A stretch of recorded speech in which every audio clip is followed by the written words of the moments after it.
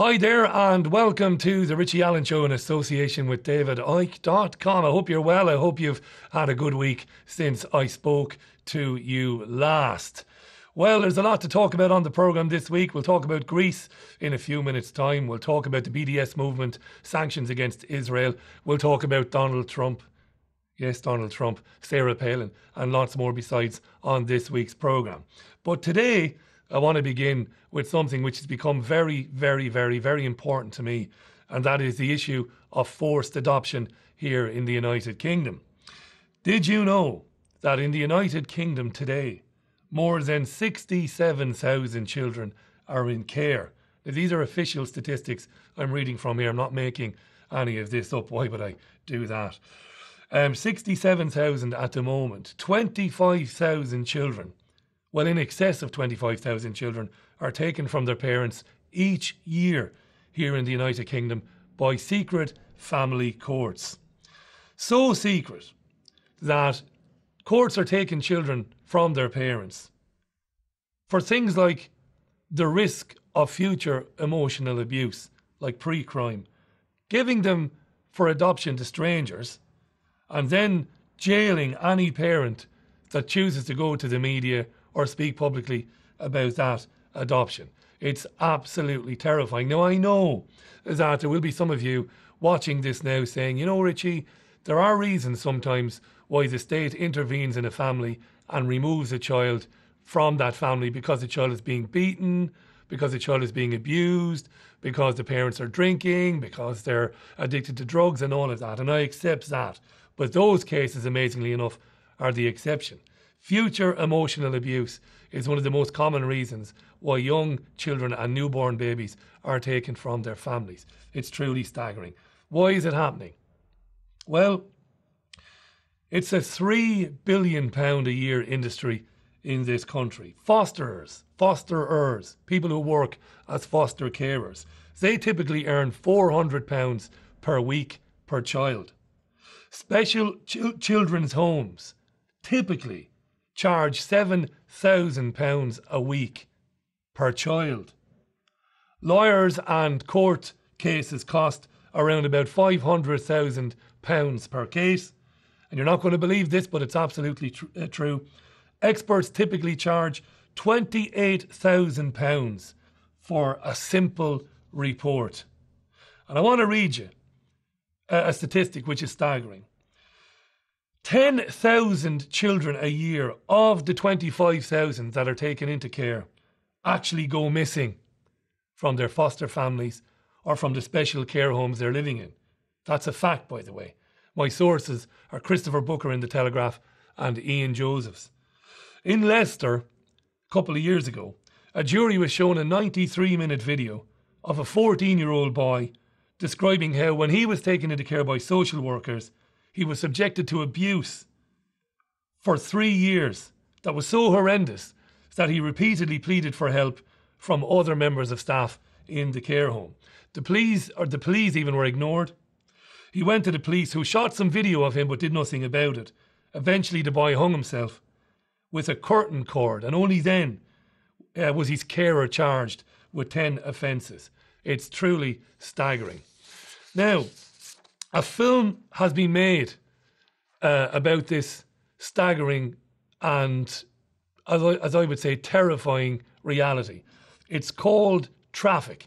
It was made by Pete Middleton Films. I've interviewed them on the radio programme.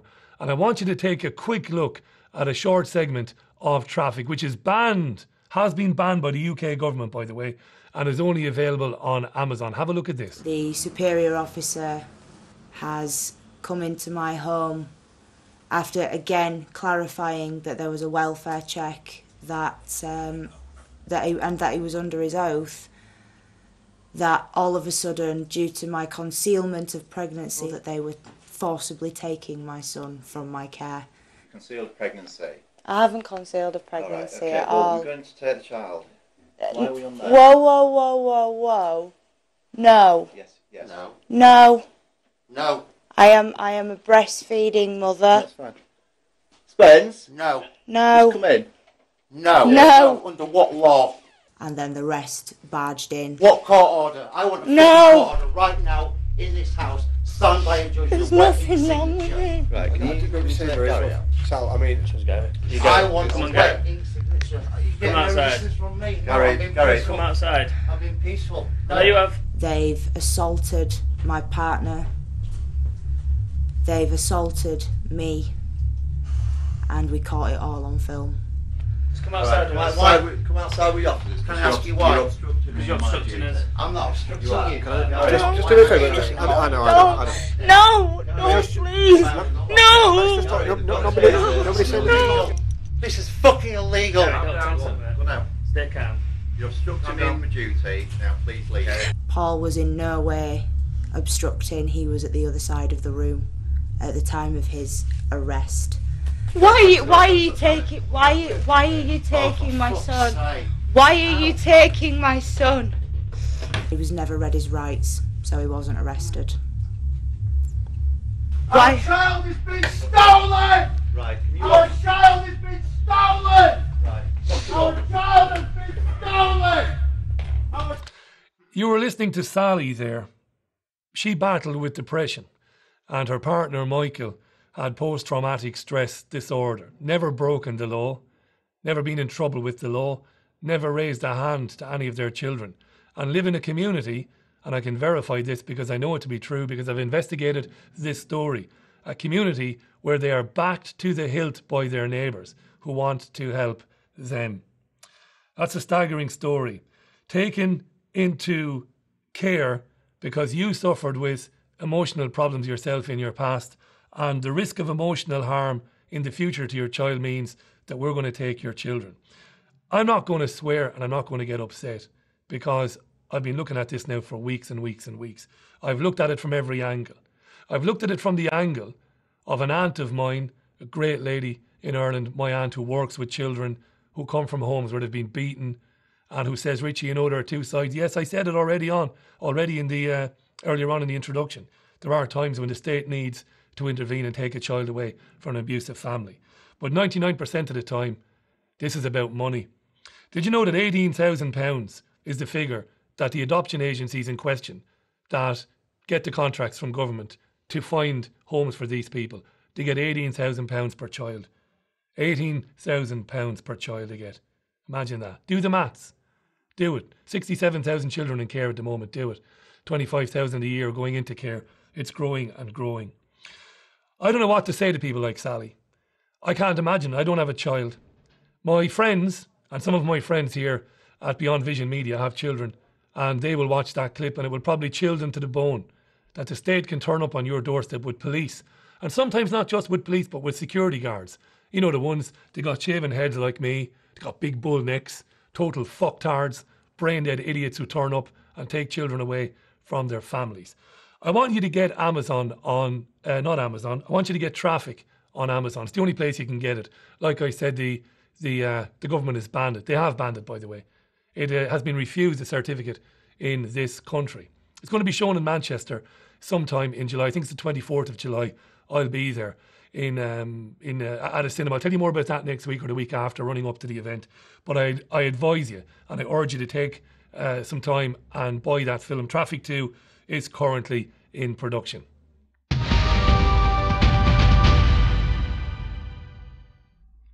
Don't forget the stories covered on the Richie Allen television show. You can read about them in depth on davidicke.com/headlines. Go there now. I tells you, go there now. Good news this week, interesting news. The US Senate has voted to outlaw many forms of torture, including waterboarding, rectal feeding,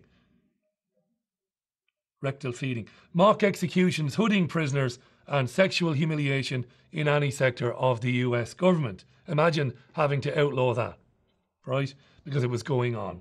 By a vote of 78 to 21, I think they should rectally feed and waterboard the 21. They might re-amend or they might amend their vote. The Senate agreed on an amendment to the National Defence Authorization Act, the NDAA, which limits the US government to interrogation and detention rules delineated in the US Army Field Manual. The amendment also means that US officials must notify the Red Cross next time that they nab some poor unsuspecting suspect anywhere in the world. They must tell the Red Cross we've taken somebody. Effectively, Interestingly enough, even, the amendment was introduced by Republican Senator John McCain and is co-sponsored by Democrat Dianne Feinstein, the former chair of the Senate Intelligence Committee.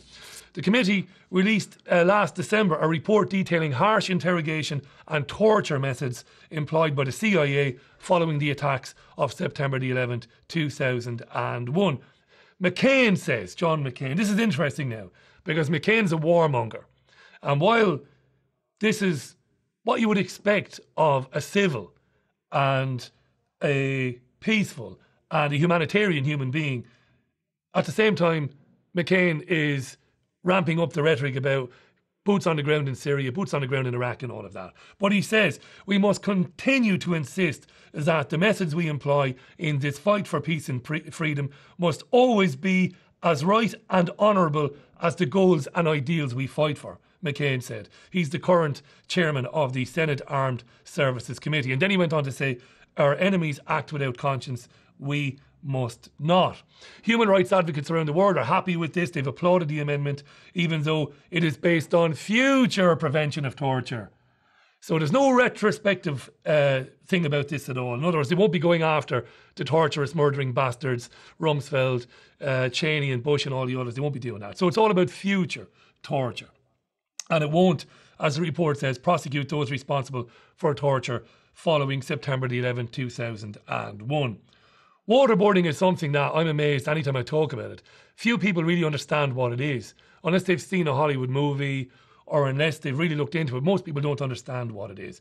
Christopher Hitchens was, rest in peace, was a famous journalist and author, of course. And as part of a documentary a few years ago, he went or underwent waterboarding to see what it was like. Take a look at this. What is the word? Correct. That is correct.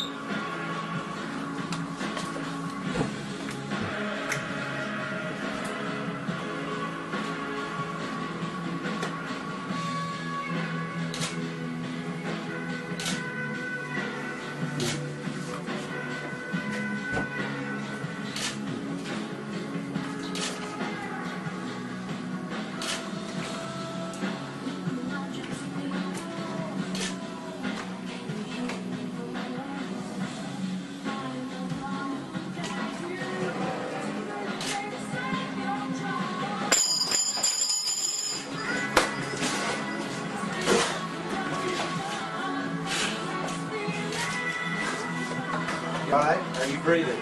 Relax. Bring your head to the side. Bring your head over here. Turn to your left. Bring it up on your side. And your head.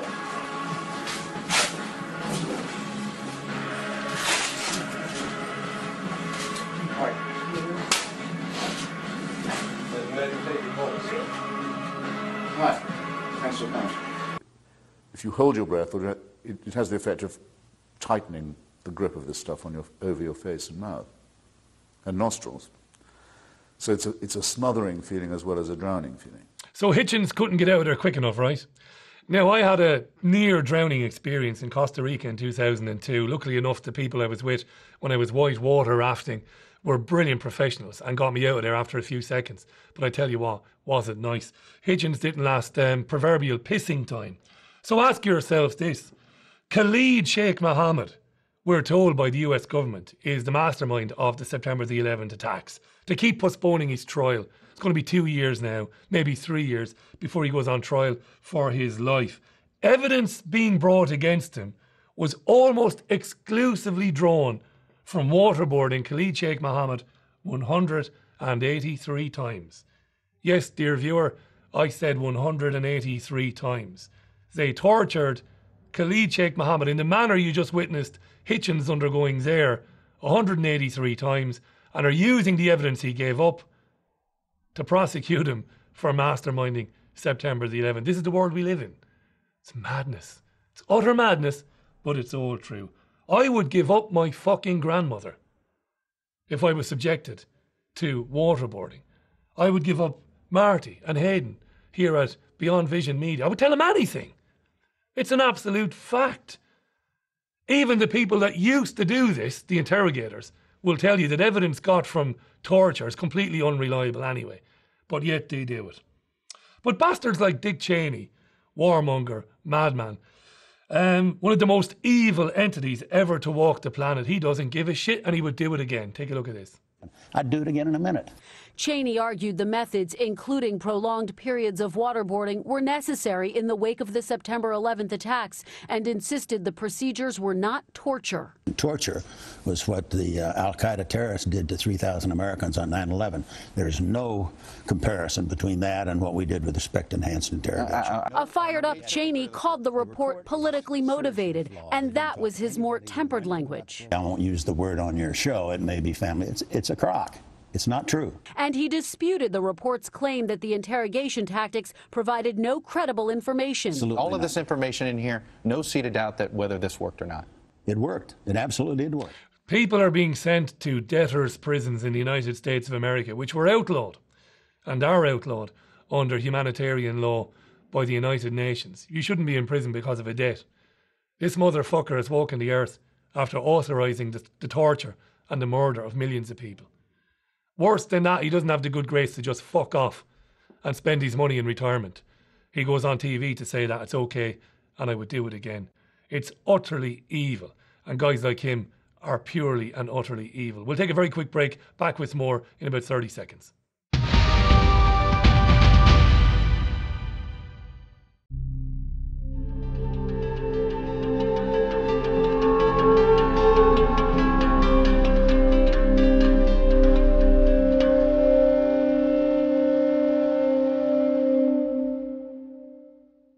Attention small business owner, when is a box more than just a box? No! No! Oh no, that's just weird. A box is more than just a box when it can give you a couple of extra hours in bed, or at the very least some time to do something more fun and or productive than bookkeeping. Just bang all your paperwork in a box and we'll take care of the rest. Accounts Direct. Accountants on your side.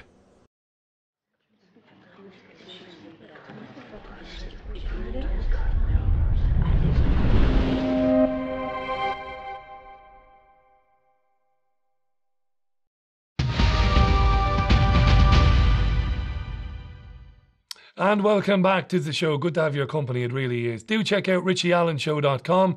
The Richie Allen Radio Show is broadcast every weeknight at 8 p.m. BST. It's internationally syndicated and it's well worth a listen. Check out richieallenshow.com. And I've got to give a shout out to the terrific Live Leak television show, which broadcasts every Thursday. That's at 10:30 p.m. here in Britain, London time. And you can watch that live on the homepage of liveleak.com. It's terrific. It's zany, it's sharp, it's witty, it's everything. It's really, really terrific. We love a casual swear, the Irish. Everybody knows that, right?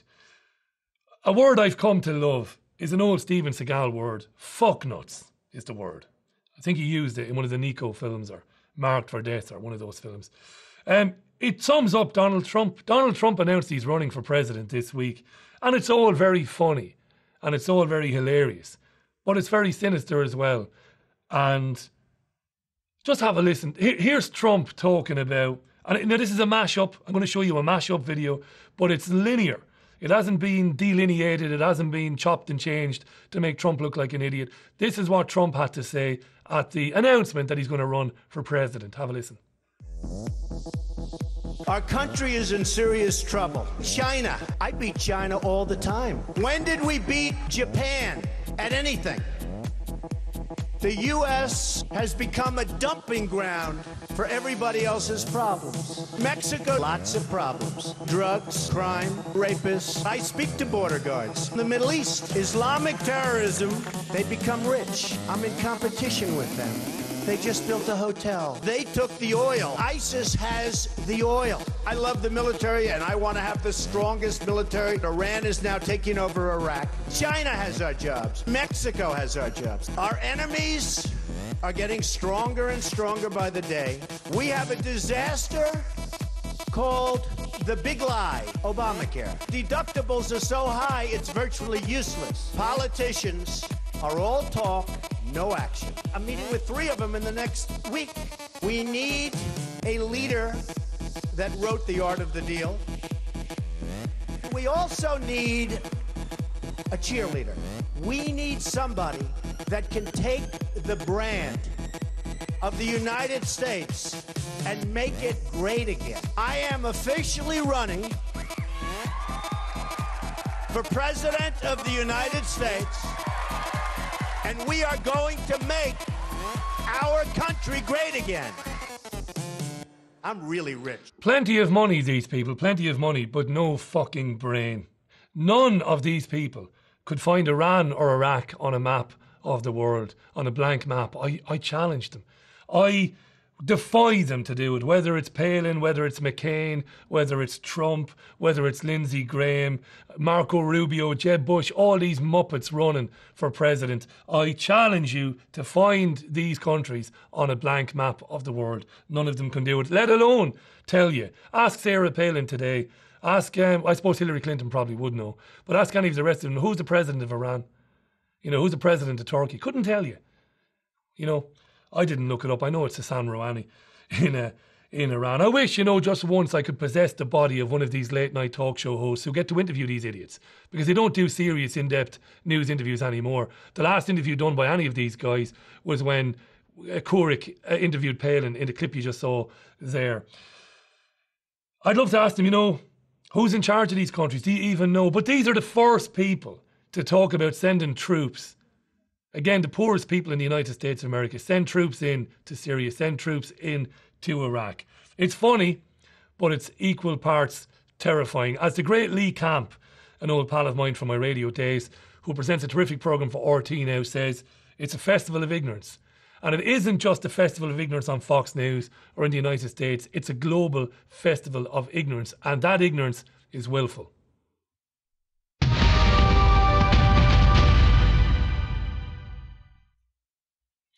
We're talking a lot this week on the Richie Allen radio programme about the Grexit. Don't get me started on Grexit, which is only 2 steps removed from Jedward and Benifer.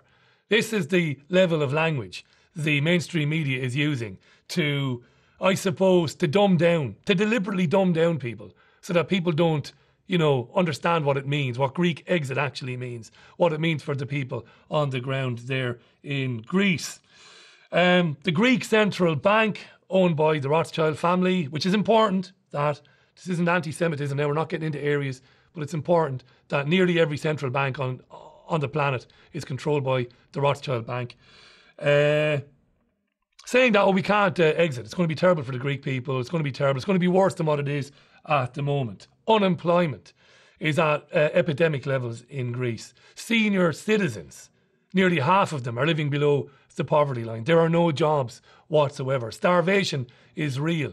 The Daily Mail ran a story last week, I couldn't believe it, where they highlighted how hospitals have been destroyed in that country. People are dying because of lack of medical care. Yet, the Greek Central Bank is warning Alexis Tsipras and Yanis Varoufakis that it will be disaster for Greece if they leave the Eurozone. And not just that, but foreign ministers from around Europe are doing the same thing.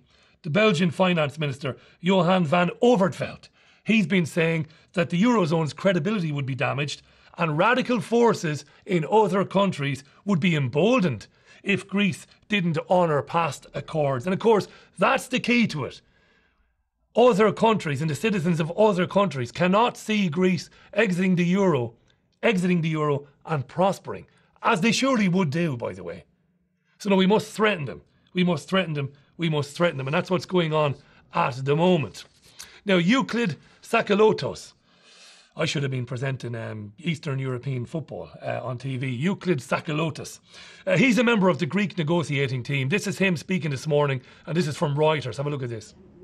And I can see no reason of signing something when you can't deliver, when it can create recession, and if it creates a greater recession, we're not going to meet our targets, and then the European partners will come and back and say, look at the Greeks, they're never credible, they never deliver what they promise. But that's become a self-fulfilling prophecy if you don't have a strategy that is actually economically viable.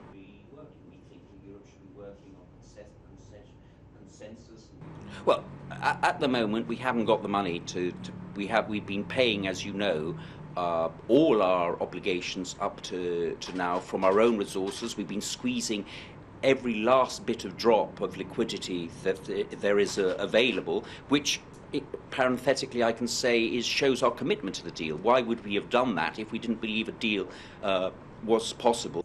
Euclid Sakalotos, right? So he's one of the negotiators on the Greek negotiating team. Listen, let me break it down for you.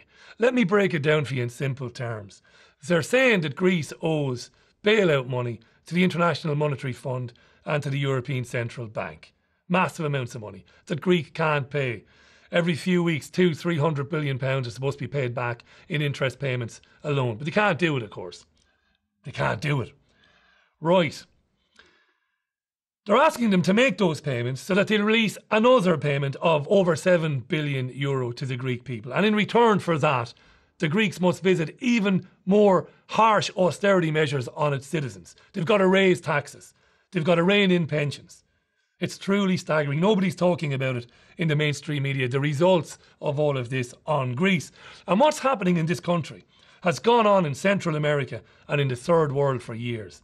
These debt slavery organisations like the IMF and the ECB and the World Bank, they send money down a telephone line or a computer. Electronically, it doesn't exist. The money doesn't exist at all. It doesn't come from anywhere. They give it to these countries like Greece. Tell them where they've got to spend it, by the way. They've never created the interest, only the principal. And the countries get up to their absolute necks in debt. Then, in lieu of the debt, because they can't pay it back, the IMF says, well, don't worry about that. Give us your railways, your telephone companies, your water, your oil, your gas, etc. Not only that, but we'll tell you who to sell them to. Because you'll be selling your private assets, your state assets, to our friends. I've outlined this time and time again on the radio show. It's debt slavery. Former US Assistant Secretary to the Treasury, Paul Craig Roberts, talking about this on my programme and on InfoWars and others. Martin Armstrong talking about it. But these guys can't get arrested on the mainstream media because people can't hear this. They're doing it to Ukraine right now. But we can't tell people that. It's truly extraordinary. And what does it mean to the people of Greece? I mentioned some figures earlier on about unemployment levels there and the state of Greek hospitals. Well, I reported on the radio show last year, a 56-year-old quadriplegic woman on life support died in her home just outside Athens last year because her electricity bill was cut off because she was late on a payment. She wasn't very late, and her total arrears were somewhere around €500. She couldn't be in hospital because there's no room for her, so the life support machine was plugged into her downstairs bedroom in her house. Electricity company knew that, cut the electricity anyway, and she died. It's an isolated example, Richie. No, it isn't. It isn't. This is the result of debt slavery and evil organisations like the ECB and the IMF, who suck the lifeblood out of countries, take sovereignty away, and then come and basically squeeze the life out of people in the country. You heard Euclid earlier on talking about we've squeezed every drop of liquidity out of our country. They won't be happy until everybody in that country is dead. And I really believe that, and I'll get into that in another episode in the future.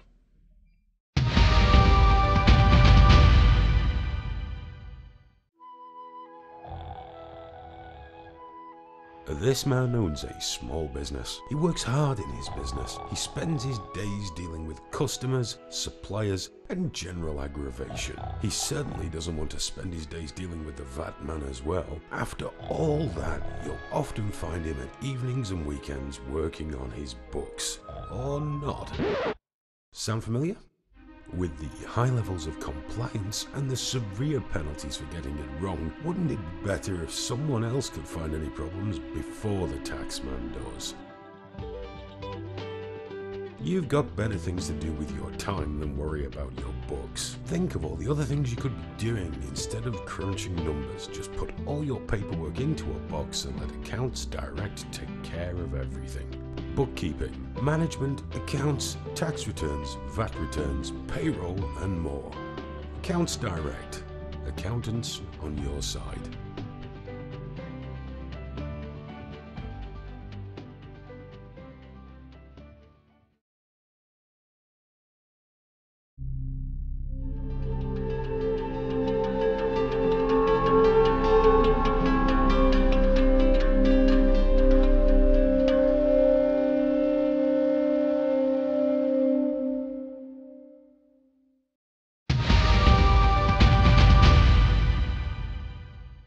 And you're very welcome back to the show. Check out davidicke.com. Check out richieallenshow.com, the radio show every weeknight at 8 p.m. BST. And don't forget, check out the Live League TV show, 10:30 p.m. BST every Thursday. It's truly terrific, so it is.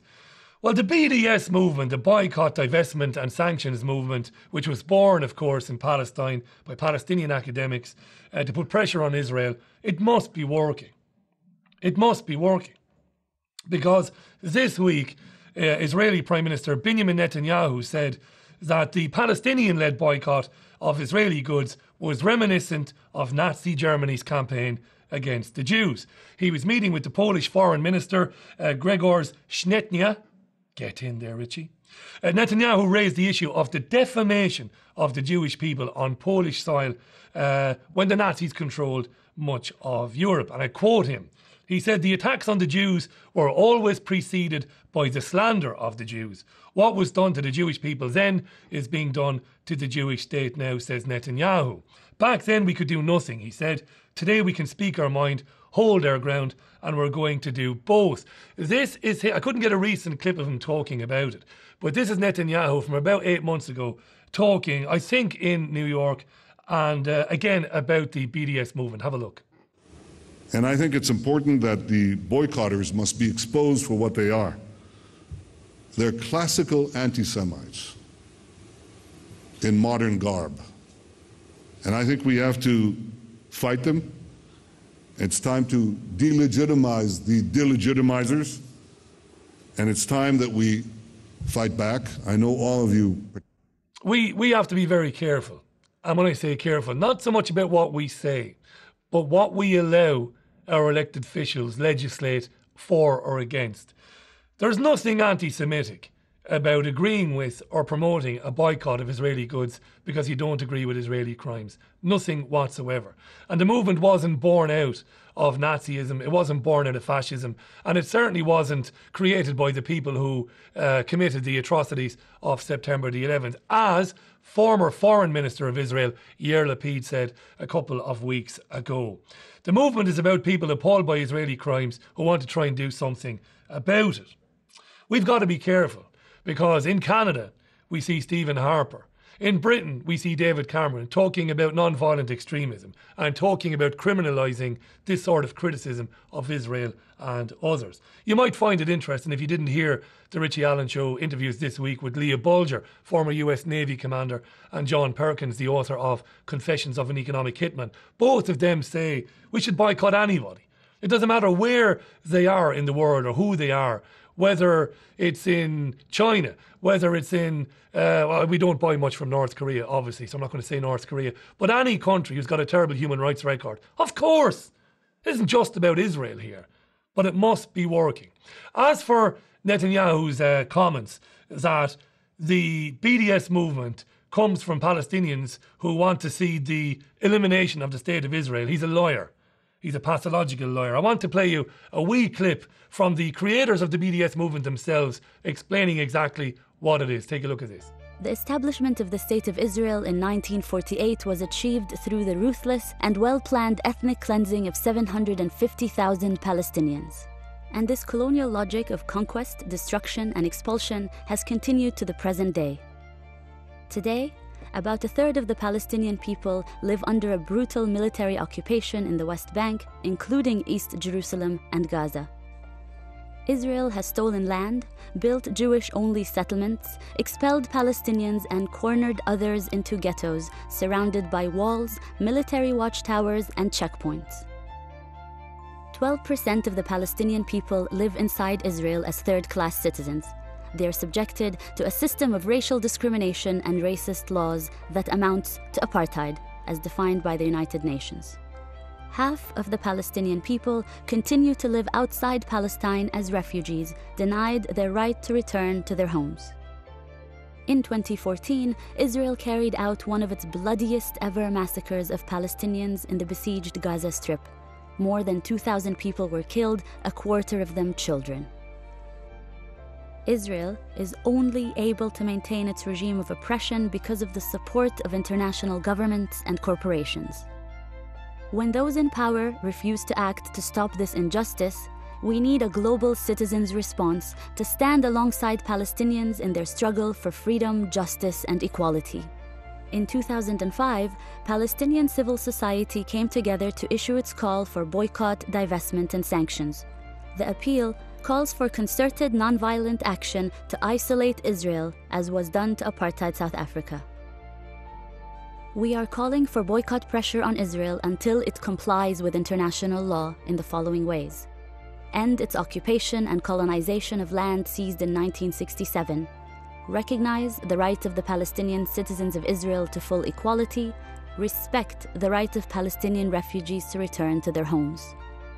The BDS movement has empowered people across the world to take effective action against Israel. Trade unions, student groups, churches, academics, cultural figures, and social movements are joining together to make an impact. Already, because of BDS, Israeli export companies are complaining that it is getting harder to export their products, and grassroots action has prevented Israeli ships from docking at ports around the world.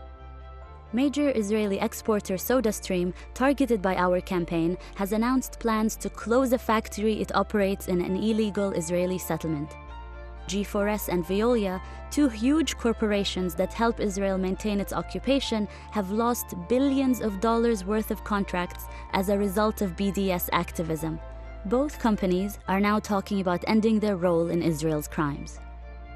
Some European governments are now taking action against aspects of Israel's occupation, and several US academic associations have endorsed a comprehensive academic boycott of Israeli universities. And many prominent musicians and artists support the cultural boycott of Israel, refusing to perform there. Israeli business leaders and politicians are warning that the boycott is starting to isolate Israel. In fact, the government is so worried about the strategic threat that BDS poses to their regime of oppression that it's using its enormous resources to undermine the movement. There's a real fear within Israel that it is fast becoming the pariah state that South Africa once was. But Israel's recent massacre of Palestinians in Gaza is a painful reminder that there's still so much more we need to do. With your support, we can develop even more hard-hitting BDS campaigns and get the word about Palestinian rights out to a wider audience. So please, consider making a donation to the Palestinian BDS National Committee, the largest Palestinian coalition that leads the global movement. It will be a real contribution to the Palestinian struggle for freedom, justice, and equality. That's the BDS movement, summed up in a nutshell. Look, racism exists. Have no doubt about it. I've said it before and I'll say it again. There is genuine anti-Semitism. We could be here all day talking about the term anti-Semitism and what it means. But you're talking to an Irishman. I understand prejudice. You know, it's not so long ago that Irish people were looking at signs, no dogs, no Irish. We understand that we've had centuries of oppression. And for centuries, Jewish people have been oppressed and chased out of countries and victimised and humiliated. We know that. But that can never be used as an excuse for what's going on in the largest open-air prison in the world, in Gaza. It can never be used as an excuse for that. Read Norman Finkelstein's The Holocaust Industry. It goes into great depth talking about how the Holocaust has been exploited and used as an excuse for Jewish tyranny. Not Jewish tyranny, again you have to be careful, for Israeli tyranny, post-1948 and beyond. It's truly and utterly shocking. And I'm terrified that Stephen Harper in Canada is trying to criminalise support of the BDS movement. I'm terrified that David Cameron and Theresa May here in the United Kingdom are looking to do the same.